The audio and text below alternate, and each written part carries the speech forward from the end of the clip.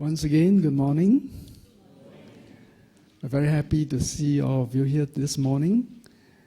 I think many of you I have not met before. A few of you I've seen before, but many of you have not met before because most of you look very young. Yeah, it's a very young group of Dharma practitioners. That's wonderful. Well, today's, my name is Tenzin Palzang. And today's topic, a short introduction, the title is called, Now I Can See Me. Well, in terms of English, it's not very correct. No, it's just, now I can see myself. But since it's a Dharma talk, we're not so concerned about the English structure. Huh? So now I can see me. You see that the way the title is presented is that there's a reflection. Huh? There's a reflection. So, do you see me as the one at the top, or you see me as a reflection? Here, me means you. Huh? Don't look and say, now I can see me there. Everybody nod your head. Say, yeah, I can see him sitting here. Here, I means you. Me means you. Okay? So the focus of this is learning to see yourself as what you truly are. All right? So the essence of this teaching is the wisdom of reality. It's quite a profound subject, and in a very short, 1 hour session, to present it will be actually quite difficult. So the only thing I can do is to put it in a very simplified sort of form, just to allow you to have a taste. Allow you to have a taste of what it is like to start looking at the reflection rather than looking at the top line. Okay? So that is the purpose. Okay, so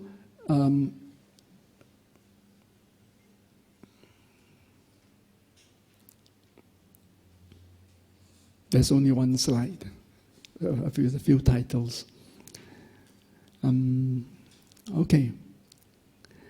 So we start off by talking about the essence of the teachings of the Buddha. All of you have been probably been attending a lot of classes and doing a lot of studies about the Lord Buddha and his teachings. So, as I was just discussing with Jean and Mr. Ao earlier, half an hour ago in the room, saying that there are so many things to learn. As a Buddhist, there are so many things to learn. All right, so many teachings, because Buddha gives all these 84,000 teachings. How can we learn everything? So for us to be able to learn it in this very short lifetime that we have, then we need to know what is the essence of Buddha's teaching. What is the essence of Buddha's teaching?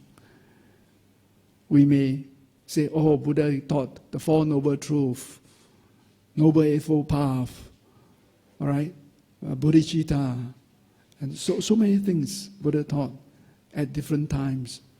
So what is the essence? If you cannot catch the essence of it, then you find that you're just looking at the teachings just from the outside. You cannot get to the core of it. Many young people here, probably some of you may be as young as maybe still schooling or in the college or in the U. So you know, when you're in the past exam, what do? Catch the core essence, all right? Don't just go and study everything. So catch the core essence. So what is the essence of Buddha's teaching? Only one word: wisdom. Wisdom. All the Buddha's teaching can be summarized in its essence of this one word: wisdom. Wisdom itself has many different levels. So here, the wisdom that Buddha taught us is the wisdom of emptiness. The wisdom of emptiness. But before we go into that, let's look at Lord Buddha. I mean, during his early life as a prince, he gave up his prince. He was a future king. He gave that all up and gave up his family for one purpose only. That is to find the ultimate path to be free of all suffering. All right? Buddha gave all this teaching is to enable us to be free of all suffering once and for all. So it's not just like be free of suffering of, oh, you're hungry, I give you some food. Oh, you're thirsty, I give you some water. Oh, you have no house to stay, I give you some house. And all that. As the prince or the future king, he has enough money and he has enough power and wealth to be able to do that to all his citizens, right? I mean, as a king, you see beggars, he can always give money, right? You see people who are sick, he can always say, okay, build more hospital, right? And then people who will die, say, die, Lord, it's like that. So have a nice funeral, whatever it is. But no, Buddha did not do that. Or well, maybe Buddha did some of that. But Buddha knew that that was not the ultimate. Because that does not solve the problem or the situation at its root. So in order to be free of old age, sickness, and death, and after that, rebirth again, to be free of that, for that purpose, Buddha left the palace to look for the path. And of course, after wandering around, he finally found, or realized, I should not say found, realized the way to be free of all suffering. Buddha realized that the reason why we suffer is because we hold on to this idea that there is a self or there is an I. Because due to our confusion, due to the mistake that we have, due to confusion, we somehow believe that there is an I or a self which is by itself there. That is a mistake, but we do not know. Up to now, we still don't know. All right? Although I'm telling you, but you still don't believe it. You may hear about it, but you still don't believe that there's no self. All right? So, because of this confusion, we hold on to this self, believing that there is really an I, a truly existing I. And then, because of that, we attach to this I, and then we hold great importance to this I. I becomes very big. That's the reason why in the language in English, I is always capital letter, right? You never see I in small letter. Whether it's at the beginning of the sentence or somewhere in the middle of the sentence, I is always capital letter because of great importance that we attach to this self or this I. Right? So Buddha realized that that is the problem. The reason why we have to be born, the reason why we have to grow old, the reason why we have to fall sick, and then the reason why we have to die is because of this this confusion that we have of believing that there's an I. So far okay?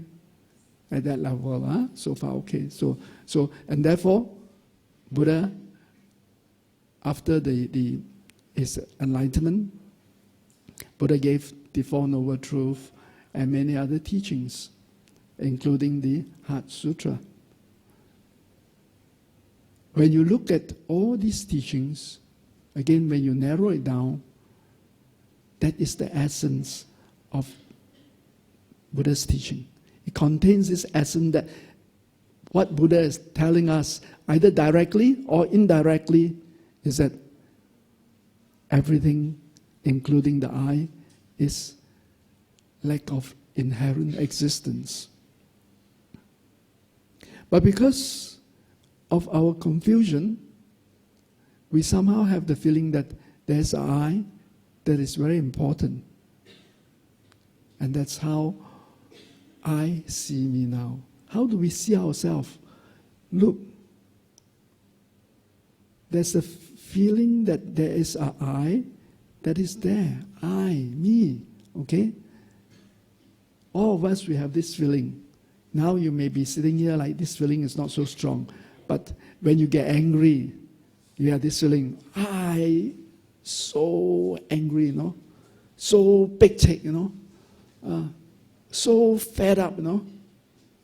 Or even so sad, you know? So this I seems to be there.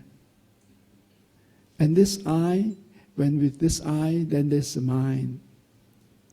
My idea, my opinion, my country. We're going to have National Day, right? My country. So like this, everything comes about because we believe that there is this I or this me. So anything that deals with me is very, very important. Anything that is not dealing with me is lesser important. And that's the reason why in this world we have all these problems. Small problems and big problems. Local problems in our own home and international problems in all the countries. Why do we have all this killing in France? All right? All the terrorists fighting. All these things come from the confusion that there is an I, and I am the most important. All this fighting about the South China Sea, all this comes from this confusion that there is an I. So you can think about anything on a global basis or individually as ourselves. Huh? Our own, at our own level. All the happiness. Why we are sad? It's because if you look at it, we are thinking of ourselves. When it is very self-centered, we become sad. So like this is the confusion. And this is how we see ourselves now. That there is a very important I. All right? So you say something to me, I am not happy. If you say, you treat me well, I am happy. So it's like that. That's how we respond. Now at this stage you have to think, is this true or not? All right? If you just listen, if you do not try to investigate, then it becomes very superficial. So in order to develop some sense or little sense that, hey, you say that there's no I, how can that be lah? Why you talk nonsense? Everybody is I. Then why you talking about there's no I? Okay, so we have to do some investigation. So let's see if at this moment we believe that there's an I, then let's look for it. If there's something, sure can find, right? Right or wrong? I mean, if you think that there's something, at least one person is listening. Thank you for responding. No, I mean, if you say, if something is there, then I sure can find it. So if I cannot find it, means probably it's not there. Okay? So now we are looking at this I. we really believe that there's I. Okay? Remember, it's not just a language of calling myself I, but we think that there's I. Because if somebody take my things, I really get upset, no? All right? Some terrorists kill a lot of people in France. We get agitated. Huh? Some terrorists attack Singapore. We get very angry. All this comes from the I. We're not saying that should not don't have compassion. I'm not talking about that. It's this, the emotion. This I deals with emotion. Huh? We will be much, much more agitated, much, much more angry if something happens to my country, my family. All right? So this comes about because of this I. And because we believe that there's an I, and then when something happens to me or my family or something that's related to me, I get upset, I get angry, I get jealous, and then I will do negative action. And on that basis, we create karma, then we have delusion, and on that basis, we have to take rebirth, even when we die at the end of this life. And that's how the whole cyclic existence works. And this is what Buddha is trying to cut completely, once and for all, end the cyclic existence. How? Buddha says, Buddha realized the method, and Buddha says, the reason why we are in this cyclic existence, having to old age, sickness and death, and all the problems, anger, attachment, jealousy, all this is because of the confusion that we have, that believing that there's I. So if we're able to cut it, then everything will be solved. But it's not Buddha who say that you cut it, then it's okay. Buddha says that the method is not, oh, there's I. You cut the I lah. You cut the I, then there's no I. It is not like that. What Buddha is saying that first and for all, first and foremost, there's no I. The way to cut is, firstly, there's no I. It's not that there's I, and then, okay, no, you go and cut the I. Okay, cut the I, and then tell yourself there's no I, then problems will be solved. Not like that. Buddha says, hey, I'm awakened. Awakened to what? I'm awakened to the fact that in reality, there's no I. When you say Buddha is awakened, he awoke to this fact. He realized that there's no I. And when you realize that, there's no need to cut. You only need to cut when you think that there's something there. But when there's nothing there, then there's nothing to cut.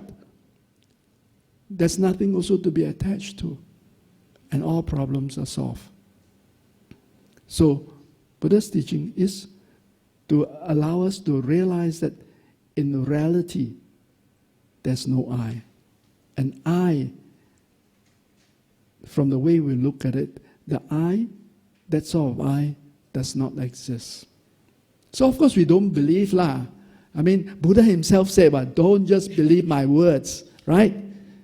Buddha says, test it. Just like the goldsmith tests the gold. Test it. So we are true Buddhist practitioner. We are Buddhist follower. So therefore we must take Buddha's advice. Test it.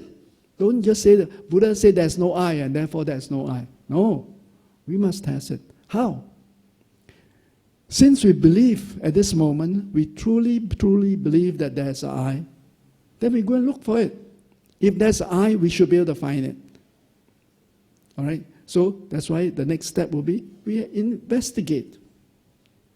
We must go through the steps of investigation to look for this me or I, or how I exist.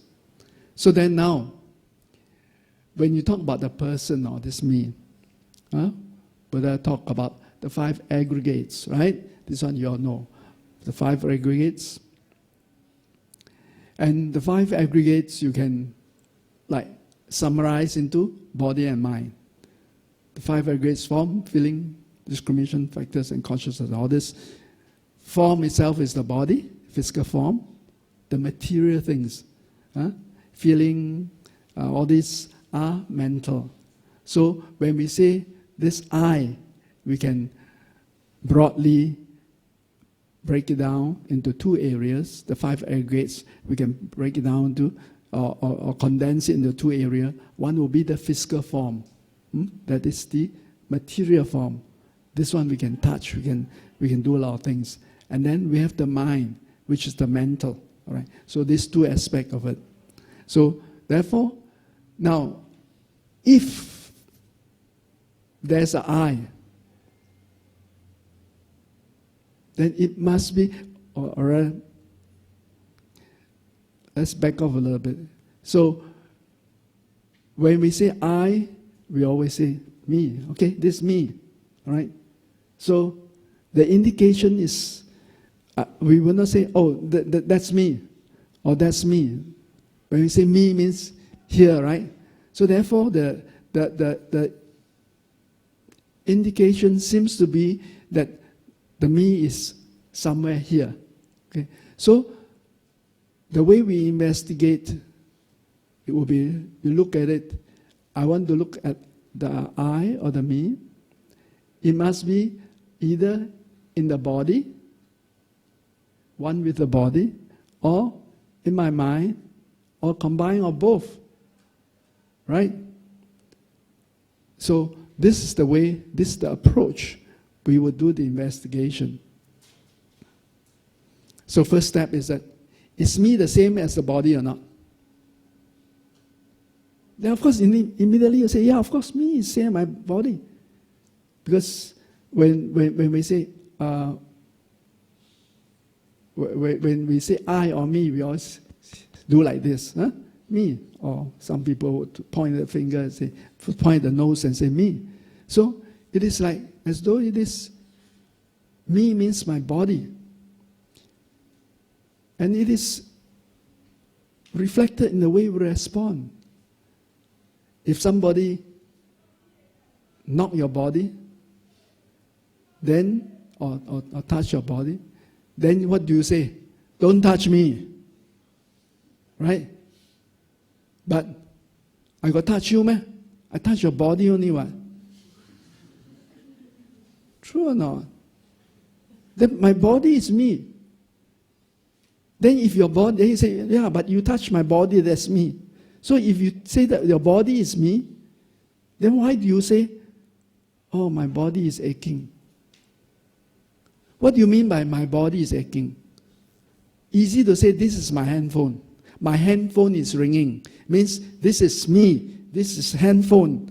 This handphone is mine. My handphone is ringing. Means this handphone belongs to me. Right? Correct or not? Okay. But, so then, when we say, my body is aching, same meaning what? There's an owner. There's an owner who owns the body. When you say, my handphone is spoiled, my handphone is not working, what's the implication? What's the message? You're saying that this handphone, the owner of this handphone is me, okay? But this handphone is not working, but it belongs to me. Therefore, I will say, my handphone is not working. So, similarly, if you say, my body is aching, then what are you implying? You are implying that the body is not you. Because there's the owner, mine. When you say mine, means something that belongs to me, right? Mine. This is my house. This is my mother. This is my father. This is my computer. So there's the owner. So when you say my body is aching, or my body is painful, what are you implying? You are implying that there is an owner who owns this body. So therefore, how can you say that the I, the owner, and the body is the same. They say, no lah, same lah. Same lah. What I mean is the same lah. When I say my body is aching, means I'm aching lah, same lah. So if you say like this, then when you say my handphone is spoiled, means you are spoiled lah. Same logic what? Because when you say mine means the same as me. These are the, no,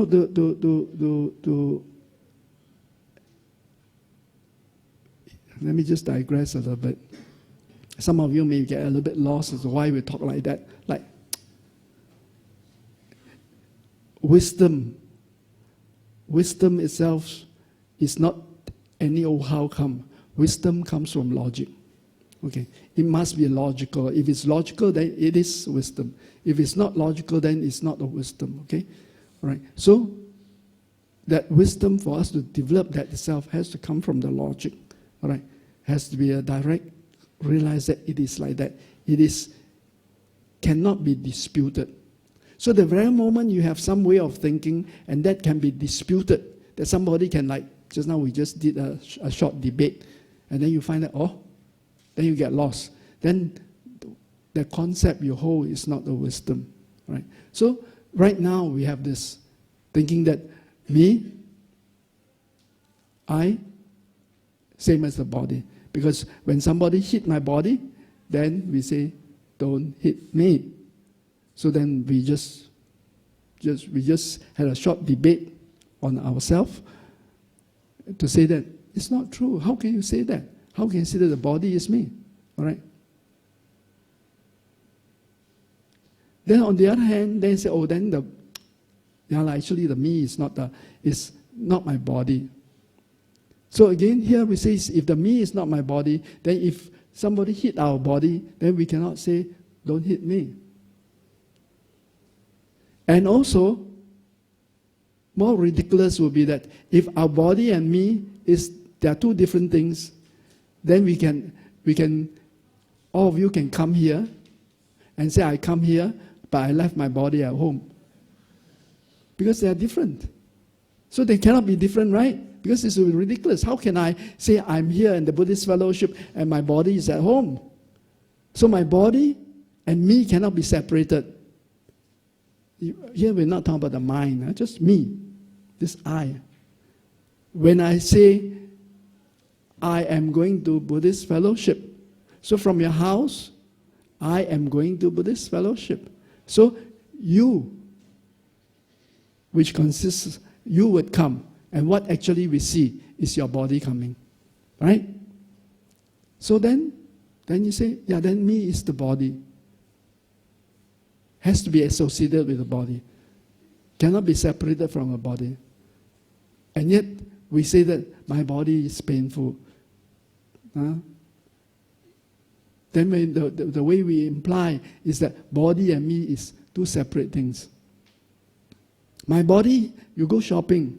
Oh, my legs, means my body. My legs are very painful. My body is very tired. But I still want to chong. So body is tired, then I want to still go and chong and do shopping. So again, seems to be like two separate things.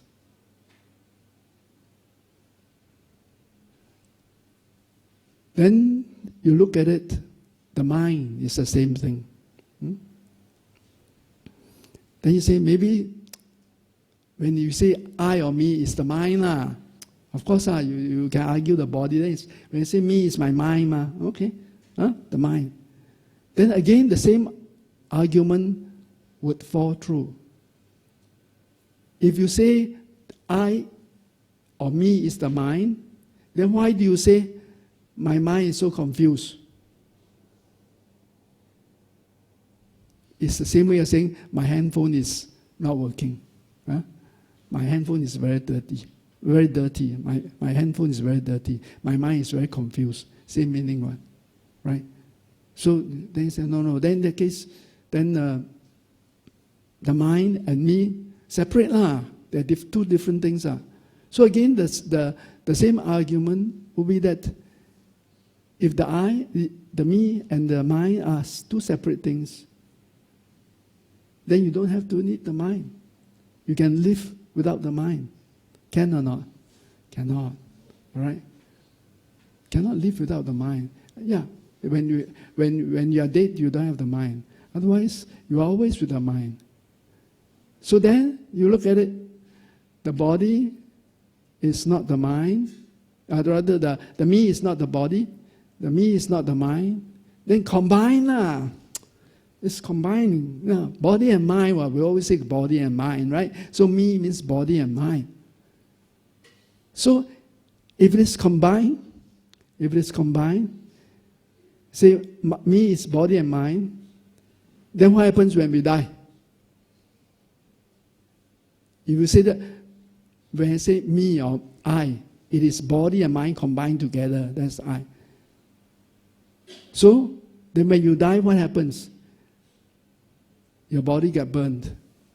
I still there or not? The body is not there. But I take rebirth, I take rebirth, So if you say that the body and mind combined together is what we call I, then how come part of it die, part of it never die? Some of you hear this sort of logic the first time may get quite confused. Doesn't matter. The fact that you're confused means it's a good sign. All right? That you are starting to think, why like that? Because in the past we never think like that, no? Right? We never investigate in that way. We truly believe that there is a truly existing I. So when we investigate like this, we can go further and see what is the result. When we say that the I is in the body, let's say if the I is in the body, then if this I is in the body, I should be able to find it. Forget about the just now those sort of logical debate. If I is inside, if my handphone is inside this room, then definitely you should be able to find it, right? If my handphone is really inside this room, then if you search inside the room, you must be able to find it. If you cannot find it, what is your conclusion? My handphone is not inside this room. Right or wrong? That's logical, right? So therefore, on this basis, if we say that I or me is inside this body, then search. By various methods, you can cut off your hands. Okay, now you see this me, or you look at yourself. Look at yourself and say, oh, this is me. Now, which part is me? You mean this hand, you cut off this arm, and you hold it up. Is this me? This is not me. This is my arm. You cannot say that. You cannot try to be smart and say that, oh, if I was able to cut off this arm and say, holding this arm, say, no, that's me. So if you say that that's me, then there'll be a lot of you. Why? Because you cut nails, you cut hairs, all your hairs will be there, all your nails will be there. I pointed at that strand of hair. Is that you? Or your hair? No, that's me. Then so many me, what? Not possible, right? Not logical. So what would you have to say? That's my hair. One of the strand of my hair. That's my nail. That's my whatever it is. So similarly, when you cut off this arm, hold up. This is my left arm. So if you cut off this side, hold up. This is my right arm. Cut off my legs, hold up. This is my right leg. Left leg. Cut off the head. This is my head. And then left, what is left here? Is point at this. This is my body. So where is me? Where have I gone to? Because earlier when we start, we really think that there's a me. I exist, what? I'm here. I exist. That's me. And yet when we look at it, when we start to search it, using logic, using wisdom, so what's the conclusion? No me. It's just like if I were to tell you that my handphone is inside this room. So you search. You look around the whole of this room, everywhere, upside down, every corner. You cannot find my handphone. They say there's no handphone in this room. So, therefore, when you look at it, you say, so me is not inside this body. So, of course, me cannot be outside. Just now the argument already. If me is outside the body, then my body can be sleeping at home and I can come here and attend class. Huh? So then you can tell your teachers, those of you who are studying or those who are doing work, still going to office tomorrow, you tell them. The boss will be telling you, why yesterday you never come for work? Boss, I came. I came. It's my body at home, my mind was here. I came. What? It's not logical. Okay? So, like this, when we investigate, we find that no matter how we find, we cannot find what they call a permanent I. A permanent I, permanent means something that does not change. Okay? Permanent I, we cannot find. Buddha himself said that in the Four Seals, all composition phenomena are impermanent. Buddha said that. So we cannot find something that's permanent. We cannot find something that is unitary. An I that is unitary. An I that is permanent means not changing. Got such an I or not? Don't have, right? I mean, if there's such an I, then you would not have been born. Excuse me.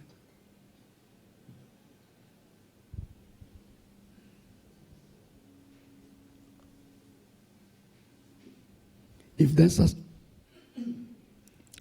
such an I, then you will not have been born. Or if you were born, then your I, you will be one day old. Permanent, ma? The fact that you are no longer the same as one day old when you are born means you are not permanent. All right?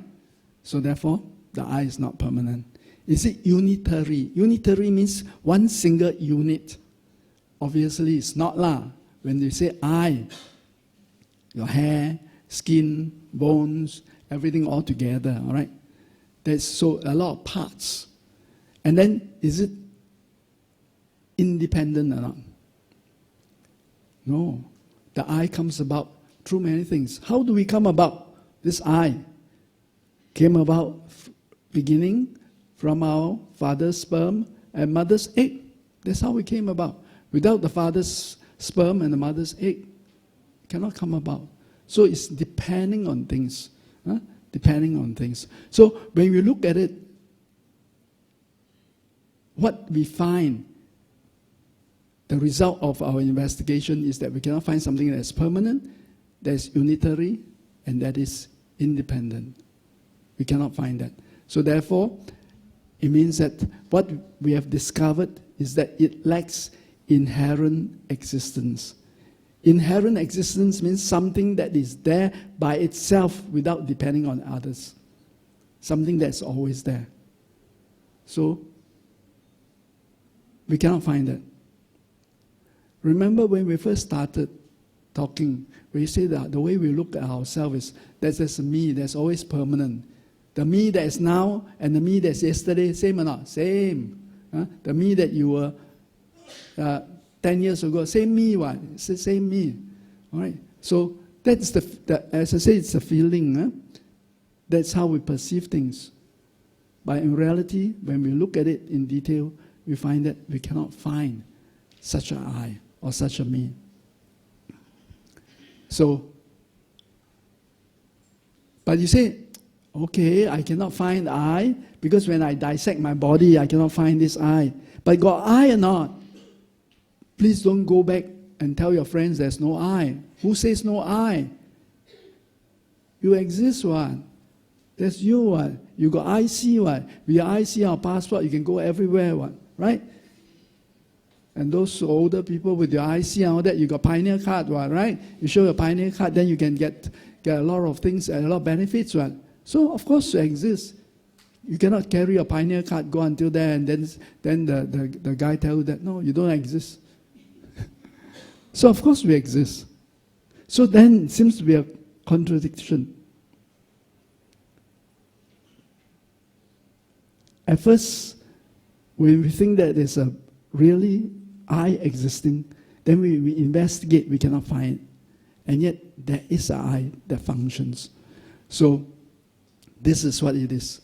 Can't find me. Can you find me or not? You cannot. You can go through the investigation we have gone through. Me.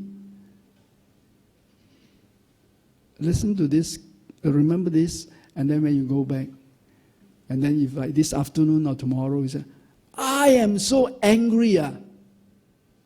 He insulted me. Then you quickly sit on the floor, do meditation. Why? That time your emotion very strong, right? Insulted me, all right? Scold me, say I'm no good, That's what emotion, anger, all this come out. Then you look, where is the me that got insulted? Insulted me means here, right? And then you look, quickly you cool down a little bit. No need cool down too much. Just cool down a little bit. And then you look, insulted me, where is this me that got insulted? You search the same way. When you go through it, just very quickly, there's no me. Then who is the one that got angry? Immediately, your anger, immediately your emotion, strong emotion, will subside. That is a very direct way of reducing and ultimately eliminating your negative emotion. A lot of times when we get angry, we say, no, don't get angry. No, maybe the person who make you angry, he also bad mood. And then you get angry, your blood pressure go up, bad for health and all that. All these are the normal sort of reasoning. But this type of reasoning are good, but they do not have the power to cut off that emotion completely. Because today, the person going to irritate you, then say, maybe he got bad mood, he got scolded by the boss, therefore he come and sabo me, okay give way, forgive her. And tomorrow boss never scold him, why can't sabo me? Everything come and sabo me, how can I tahan?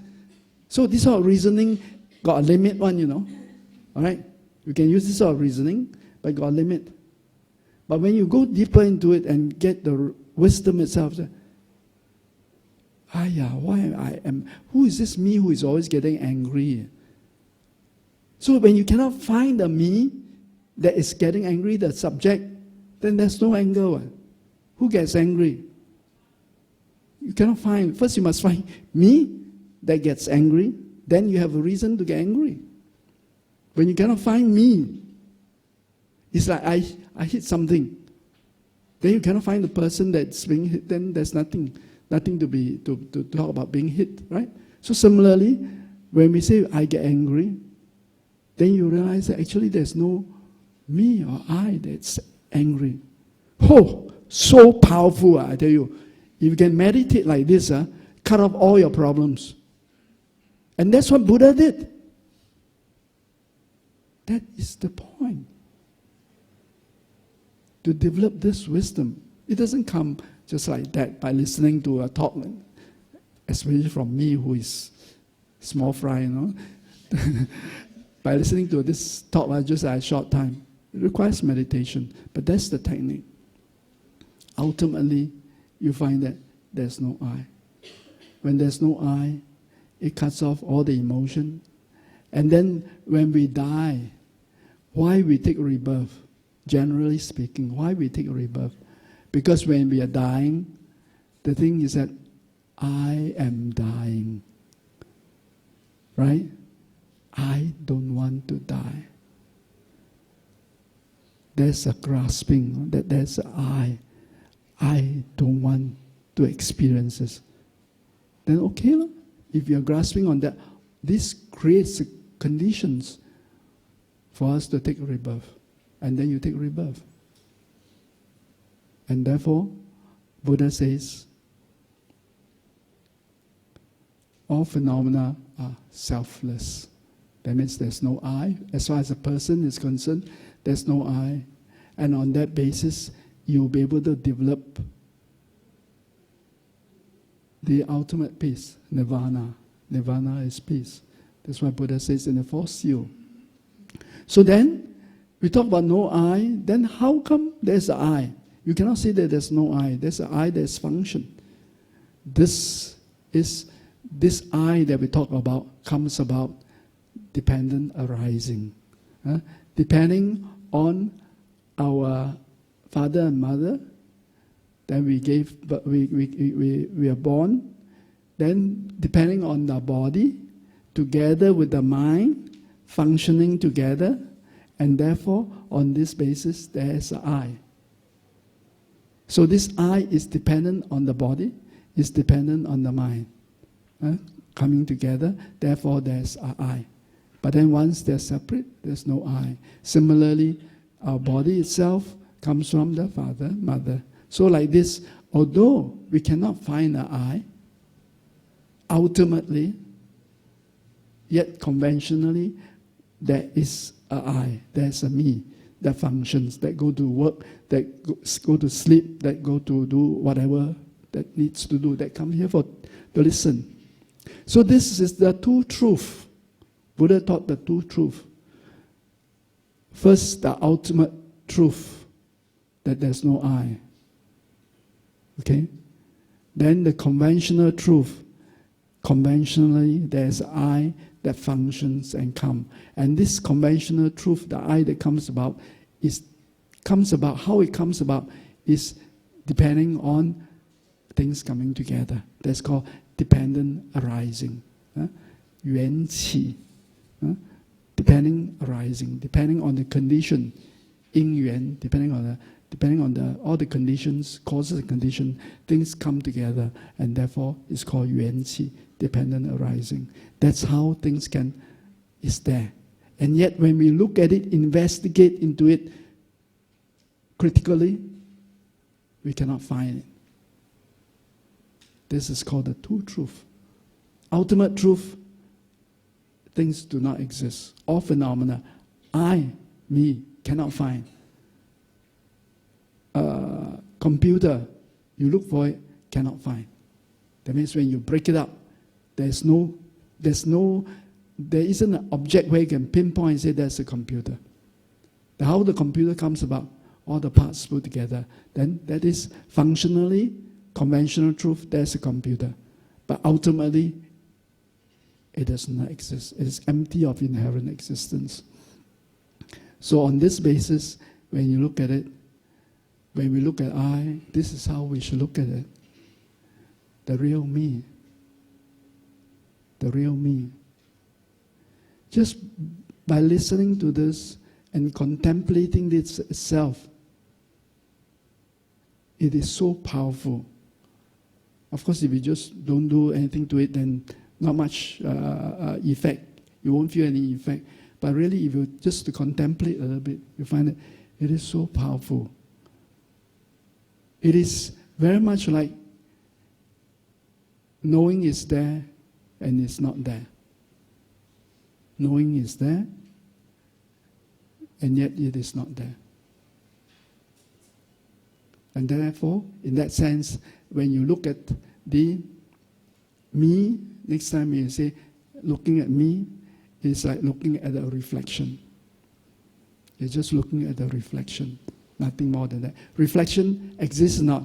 God, we see the reflection, right? But then when we put out, assuming it's a reflection on the water, then you touch it, then it's gone.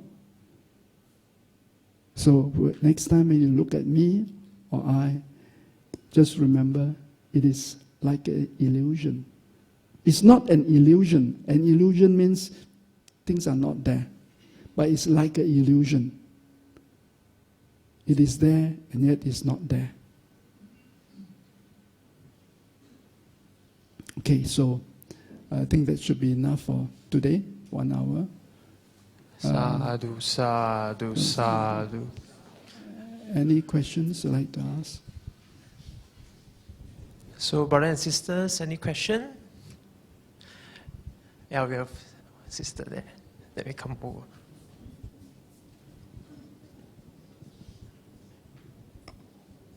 Thank you, Venerable, for the concept of non-self.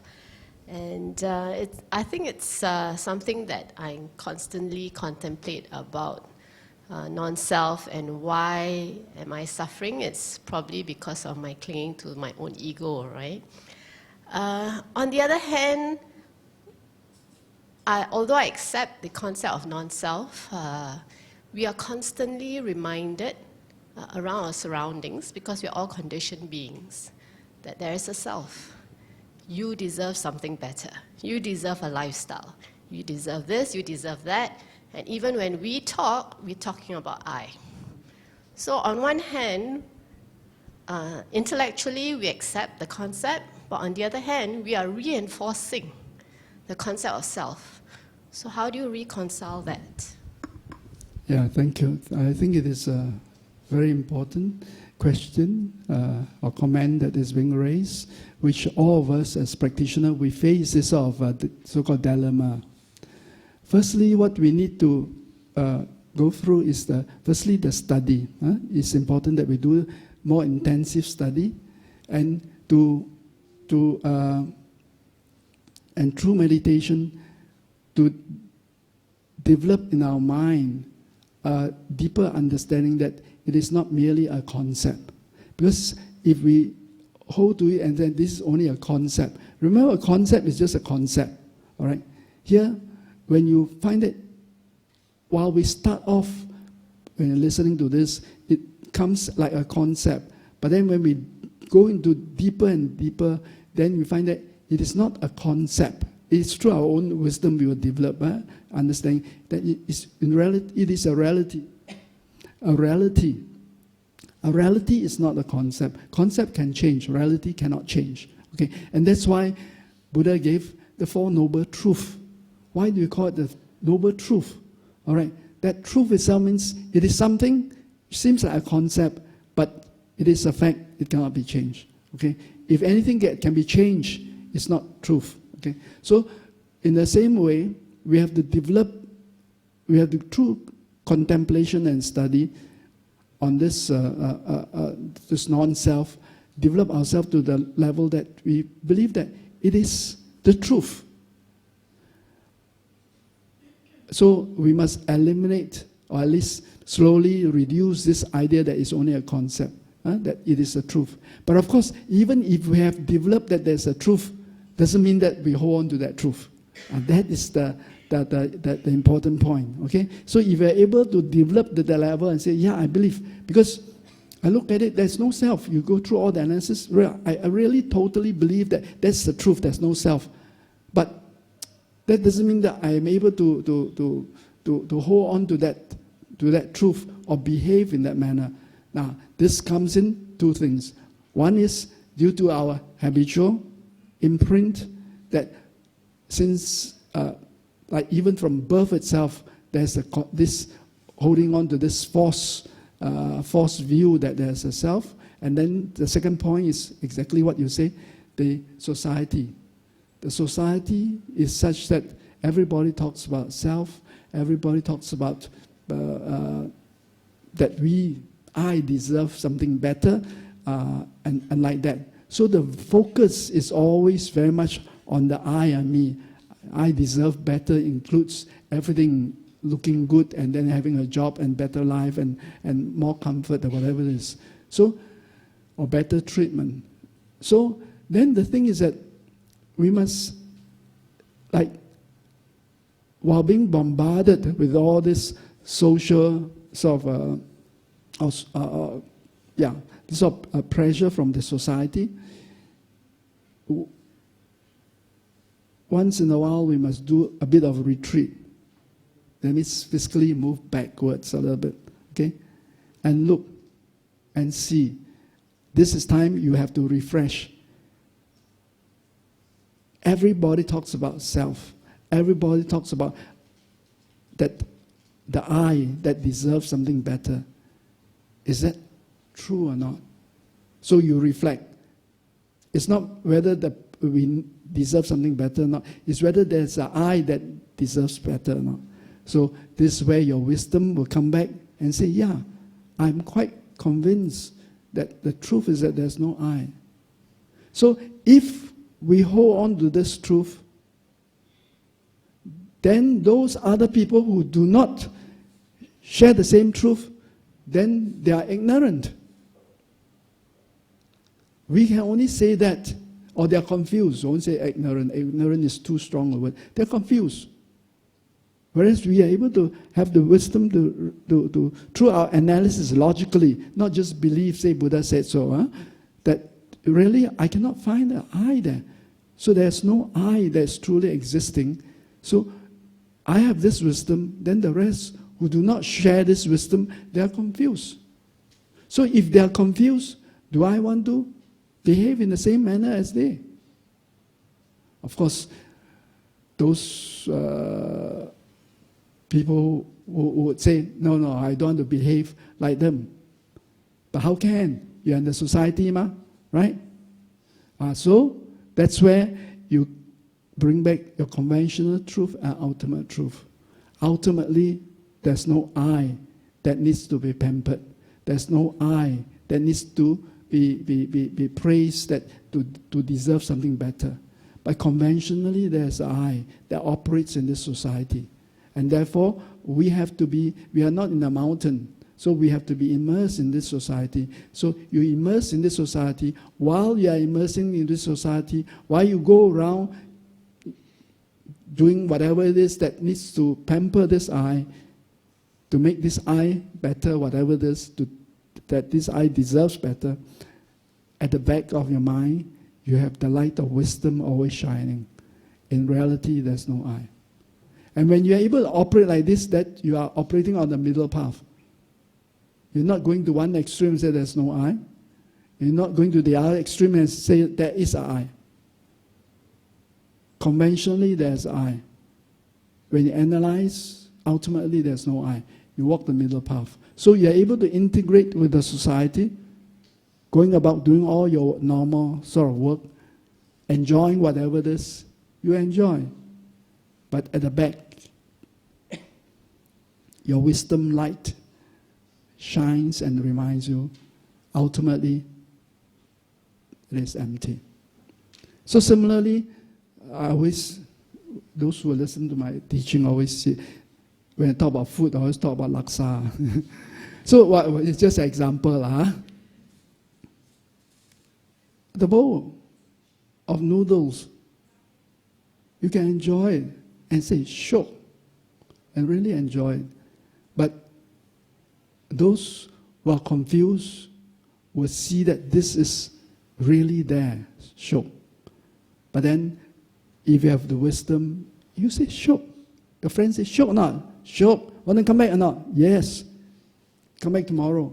But there's no strong grasping because your wisdom tells you that when you look for that shookness or oishiness in that noodle, you cannot find it. You cannot find anything. Here we are moving towards phenomena. So Buddha says selflessness of all phenomena. Selflessness of person, there's I.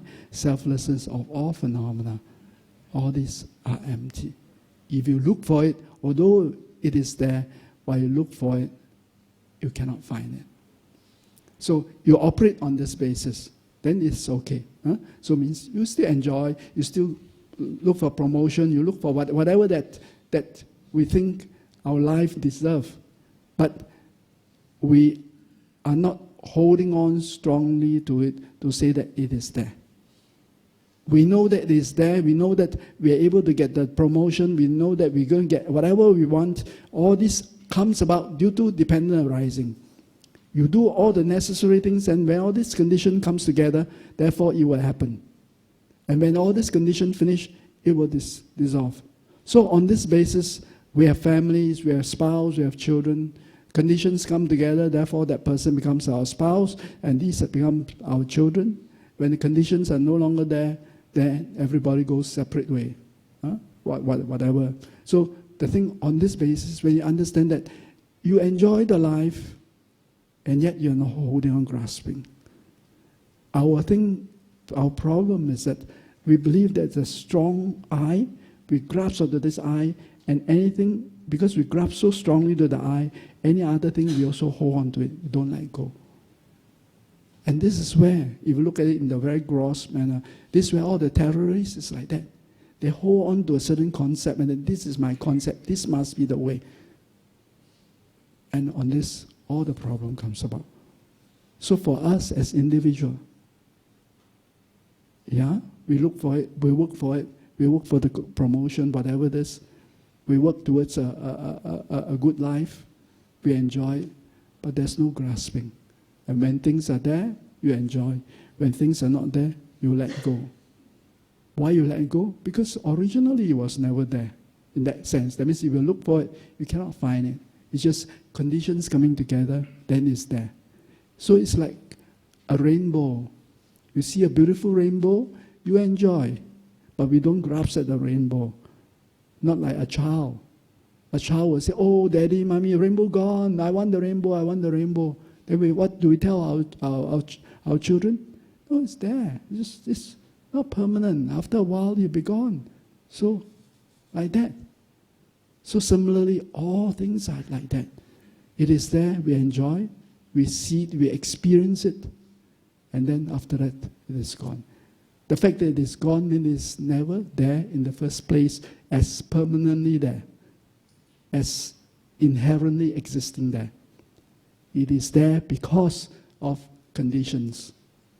And like that, you let go. So you enjoy life. Your life completely, I tell you, completely you let go. Let go doesn't mean that give away everything. Let go doesn't mean that you give away all your money. Your money no longer burdens you. You may have a lot of money, but it doesn't burden you. You do not become a slave to the money. But you enjoy the money that you have, if you have the money. And life also, same. So this is how we should look at it. I hope that answers your question. Yes, thank you. Yeah.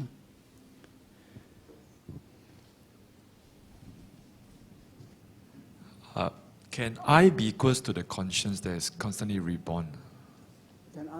Can I be? Equal to the conscience that is constantly reborn. Okay.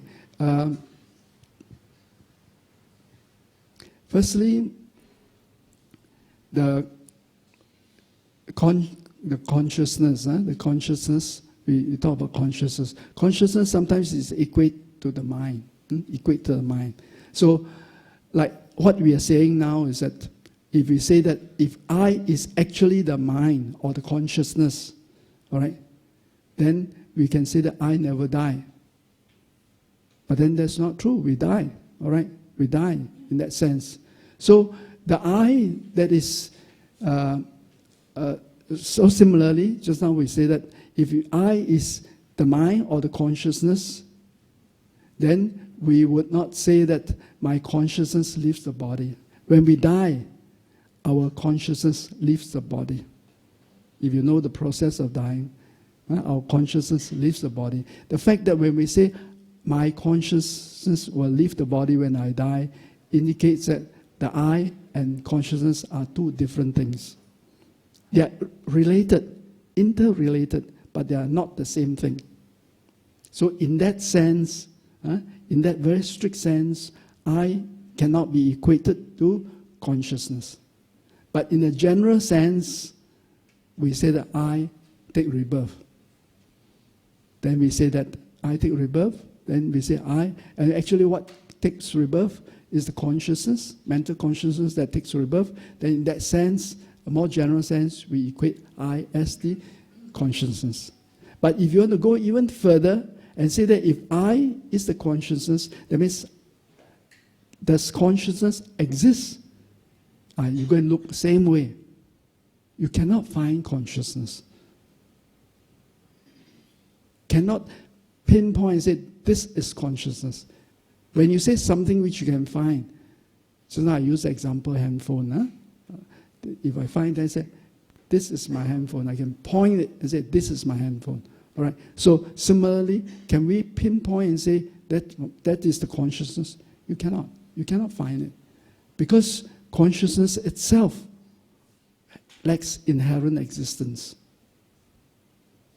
So if that's the case, then if you say that I, if you equate I to consciousness, since consciousness itself cannot be found, then I cannot be found. Because you say I is consciousness, right? That's your question. Can we equate, say I is consciousness? Then look for the consciousness. If you can find the consciousness, then you can say that there's I exists. But you cannot find the consciousness in the same way, you know, same manner. You cannot find it. So if you cannot find it, then how can you say I is, you are saying that I is something that doesn't exist, therefore I doesn't exist. All these are logics. So it requires to study, to understand wisdom deeper, needs our mind to be very sharp and clear.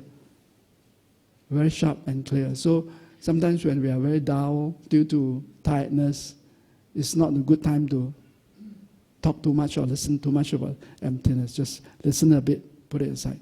Then when your mind is very clear, very sharp, very alert, then you analyze. And this is the reason why to realize emptiness, to develop the wisdom of emptiness, we have to go through you have to develop meditative concentration. The three higher trainings: ethics, meditative concentration, and the wisdom that realizes emptiness. It is in that step. You have to develop meditative concentration. Why do you need meditative concentration? Can't we like sitting down here enjoying the aircon and all that, and then just think about it? Yeah, you can contemplate, but you cannot cut all the way through. It's not sharp enough. But if you really want to, like the question, can I equate I to consciousness? That question itself, when your mind is very stable, very focused, then you do your own analysis, you'll find your own answer. It's not an answer which is from outside, somebody tells us. It's our own answer. So similarly, this is what Lord Buddha himself did when just before he attained enlightenment under the Bodhi tree. He found the answer himself. That is the realization. And that itself, we have to go through the process. We can listen a lot of teachings. That is only on the level of knowledge. All of us, we know, having too much knowledge is not a power. All right? Realizing that knowledge is the power. So we listen, gain all the knowledge, then you go and do the investigation yourself. Then you find whether it's true or not. That means like the question, is it the same as consciousness? We investigate. Okay? Yeah. Any other questions?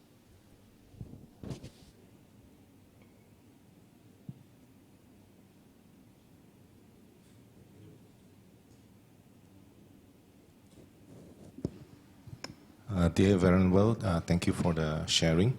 I'm constantly confused with the concept of non-self and emptiness. So is there a distinction between these two? And on the other hand, when I practice meditation, I was told to look at the anatta, which is probably non-self aspect of it, to search for or to investigate that. Is it different from investigating emptiness? I mean, I'm a bit confused over this. Okay, thank you for the question. Very relevant, because whenever we talk about this subject, a lot of times we use the words interchangeably. Okay, non-self will be that there's no self, right? There's no self. Even there's no self has a lot of definition. Buddha taught at different levels, all right? Especially in the Heart Sutra, Buddha taught in different levels of what is the meaning of non-self. But the word non-self, the word emptiness, we have to clearly define what is the meaning of emptiness. Emptiness does not mean nothing. A lot of times emptiness means, when you say a cup is empty, it means there's no water inside, right? So emptiness here, it is actually more the fault of the English. English words, not the English, the language itself. Emptiness. Here, emptiness means lack of something that is inherently existing. That is the definition. So when we say emptiness means lack of. Lack of means it's not there. Lack of inherent existence. Something that is there, that exists on its own, without any support, without needing any support, that is called inherent existence. The word inherent means it's there, always there. Okay? It has been there, it is now there, it will also be there. No change, cannot change. So that's called inherent. So an existence that is inherent, that's called inherent existence. So emptiness means lack of this type of existence. So lack of inherent existence refers to lack of a self. Right? Lack of inherent the word non-self sometimes is applied to ourself. The word non-self also applies to phenomena. Anything else also has no self. This has no self. Okay? So when we meditate on that, this is also lack of a self. So the reason is that it lacks inherent existence, therefore there's no self. So in that way, it is the same. Okay? A lot of times when we use the word self, when we say, oh, myself, they say, who cleaned the floor? Oh, I did it myself. Then when you say myself, there's the feeling that there's this self that is there. That is the thing that we have to destroy. All right? So from certain angle, certain point of view, non-self and emptiness means the same thing. Okay? Yeah, it's good to hear that someone is actually doing a contemplation and meditation on non-self. It is a very important subject to at least think about. Think about. Because without going on to this path of analyzing non-self, we will be stuck here forever. I don't mean in this session, you're going for lunch. You're stuck in samsara forever. Don't get me wrong, otherwise you think that, wow, Chama, that means he's going to talk for another 3 hours, no lunch. No. You're not stuck in this here, but stuck in samsara forever. That means forever, this life we die, then we have to take rebirth, then we have to die and take rebirth. You want to reborn again. Singapore in 20 years' time is quite different from now, you know. Think about it very carefully. You want to be born again in Singapore or in this world? 20 years' time, the world, in terms of the violence, is much, much more. Definitely. Because everybody gets diluted. Greeds get more and more. All right? When you have greed, those rich will want more. When the rich gets more, those who don't have will get less. Not equal, not win-win.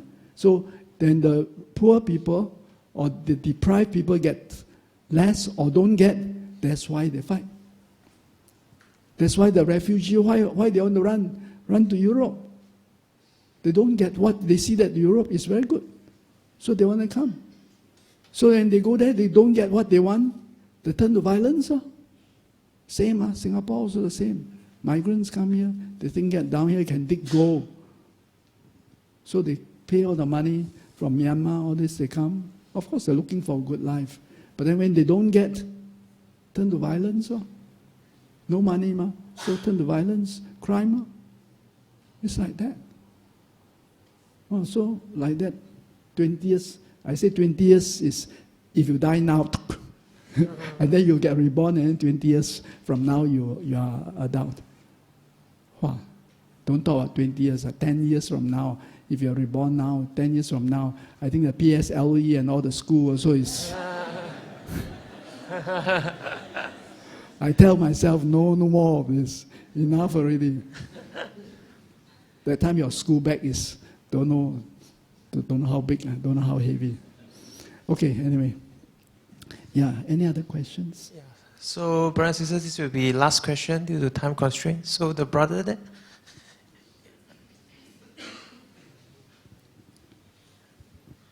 Thank you, Venerable. Could you elaborate a little bit on how do you meditate on the non-self so that we will not get so emotionally upset when things happen, so that we gradually free ourselves of all the emotion suffering. Thank you. Yeah, actually, Buddha gave a lot of teachings on that, all right?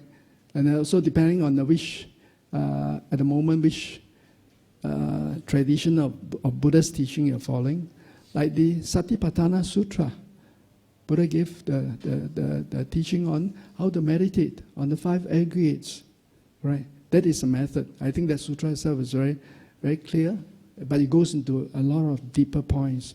Then you want to go to the even more profound level, you meditate on the Heart Sutra, all right?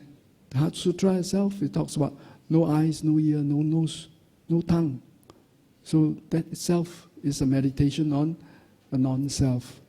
So depending on our own personal disposition, our own inclination, maybe you can receive a teaching on the Satipatthana Sutra, or read through it, read through the Heart Sutra, read through some of the other sutras on the wisdom, like Diamond Cutter Sutra, Jinggang Jing, that talks about emptiness, right? Non-self. So like this, from there, then you find out which one makes more sense to you personally. Buddha gave all these teachings because Buddha knew that all of us, we are different levels mentally of development. Doesn't mean that we are this level means we cannot climb up. But right now, at this moment, our mental capacity, our mental disposition at this level, so Buddha gave this teaching. So you read through it, and then you find that, yeah, this seems to be more sense. Then use that as a basis for your meditation. From there, and start. Then as you develop further and further in your meditation, then you will look for more and more and more. All right? So then, on this basis, you improve step by step. That's how we develop in our practice. So if you can do it in this life, it helps a lot, really helps a lot. Especially, as I said, at the time of death. A lot of times, at the time of death, is the deciding factor, whether decide what sort of rebirth we take. Although we may be doing a lot of good things, virtuous actions, but sometimes at the time of death, we may be holding on to something very strongly. And that last moment, before we stop breathing, that thought, negative thoughts or very strong attachment arises, we grasp into it, and that will throw us into a lower rebirth or negative rebirth, even though we have a lot of merits for higher rebirth. So it's whether we have a self or strong grasping of a self makes a big, big difference in our next rebirth, where we are born. Does that answer your question? Huh?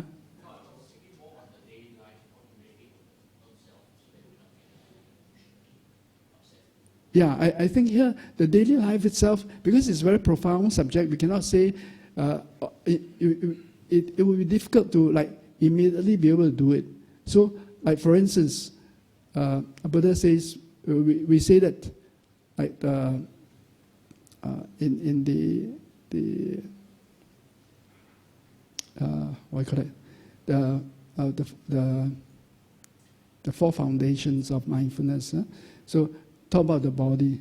Then you look at the body. Then you have to do the meditation on a daily basis.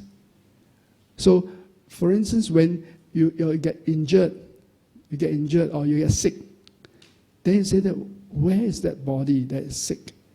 Where is the body that has cancer? Where is the body that's got headache? Look for it. Try to identify it. You find that you cannot find it. The very moment you come to a conclusion you cannot find, immediately that emotion, the sadness or the anger or whatever it is, you will be reduced because there's no subject, nothing to hold on to. Okay? It's like, as I say, when you say angry, we can say angry, angry, angry. It is, I am angry. All right?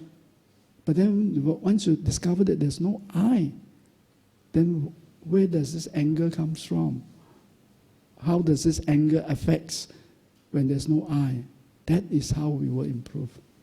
Okay? Yeah. It's quite profound, so it's quite difficult, just answer a question and give you all the tips as to how to do. Okay, yeah, sorry. I think time is running short. Thank you, Venerable. Today we are truly blessed that we get the profound teaching of non-self by Venerable Tenzin Palzang. This is a topic that I myself find it really difficult to understand. And we are truly blessed because Venerable has teaches in a very light-hearted manner and also lead us to investigate on where is the self, where is the me, where is the I. It is truly blessed that today it reminds us again of this noble truth of non-self. And I truly believe that this is actually the root of all the problems that we are having in our personal life, in the international affairs as well. So, once again, let's say 3 sadhus for Venerable for this profound teaching. Sadhu, sadhu.